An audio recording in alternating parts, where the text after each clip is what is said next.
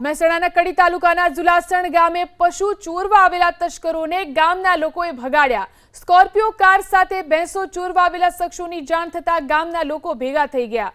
કારને ઘેરી લીધી અને જે બાદ કારમાંથી એક જીવિત પશુ દેખાતા તેને છોડાવ્યું।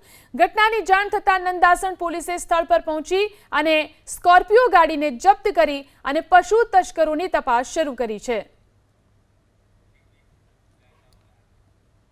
મહેસાણાના કડી તાલુકાના જુલાસણ ગામે પશુ ચોરવા આવેલા તસ્કરોને ગામના લોકોએ ભગાડ્યા।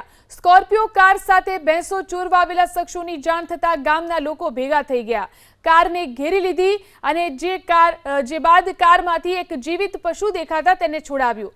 ઘટનાની જાણ થતા નંદાસણ પોલીસે સ્થળ પર પહોંચી અને સ્કોર્પિયો ગાડીને જપ્ત કરી અને પશુ તસ્કરોની તપાસ શરૂ કરી છે।